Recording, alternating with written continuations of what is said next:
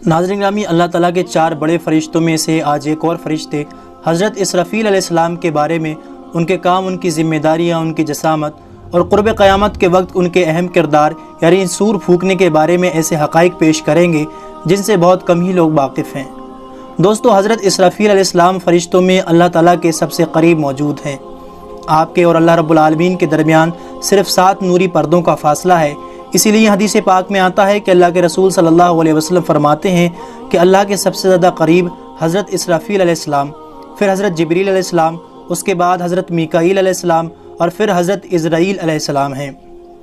इसराफ़ील का लफ्ज़ इसराफ़ से निकला है जिसके मायने कसरत और ज़्यादती के हैं, और ये लफ्ज़ इनके बारे में इसलिए इस्तेमाल किया जाता है क्योंकि फ़रिश्तों में सबसे ज़्यादा पर हज़रत इसराफ़ील अलैहिस्सलाम के ही हैं, और इस कदर फैले हुए हैं कि इनका एक पर मशरिक़ में है तो दूसरा मगरिब में, और तीसरा पर इन्होंने अपने ऊपर ढांप रखा है, जबकि इनका चौथा पर 7वीं ज़मीन के नीचे है।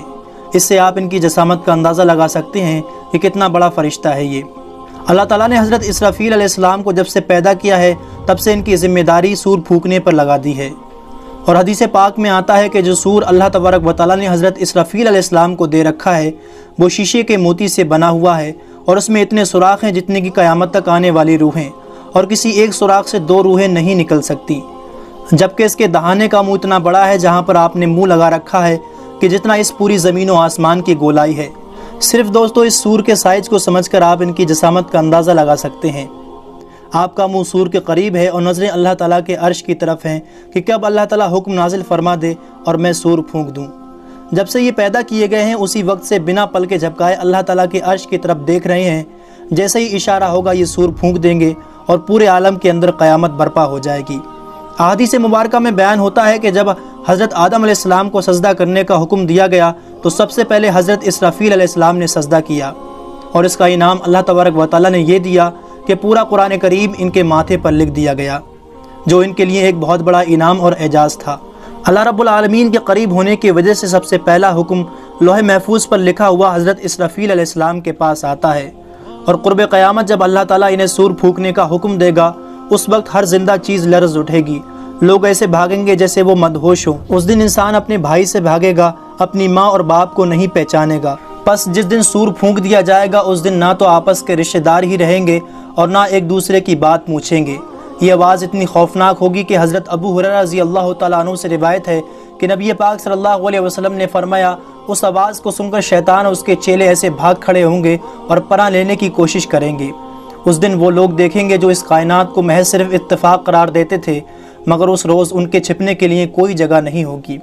आसमान फट जाएगा, पहाड़ रेजा रेजा हो जाएंगे, सितारे और सैयारे अपने अपने मदार से निकलकर गिरना शुरू हो जाएंगे, ज़मीन छोटे छोटे टुकड़ों की सूरत में बिखरने लगेगी, समंदर में आग लग जाएगी और ये फटकर एक दूसरे में जा मिलेंगे, हर तरफ अंधेरा छा जाएगा और कायनात की हर शय फना हो जाएगी, और जहाँ से इस कायनात की शुरुआत हुई उसे ऐसे ही लपेट दिया जाएगा जैसे ये तख्लीक से पहले थी। हत्ता कि खुद हज़रत इसराफ़ील अलैहिस्सलाम और तमाम फ़रिश्ते और हर चीज़ फ़ना हो जाएगी, बाकी रहेगी सिर्फ़ अल्लाह ताला की ज़ात। कुल्लु मन अलैहा फ़ान व यबक़ा वजहु लिरब्बिका ज़ुल जलाली वल इकराम।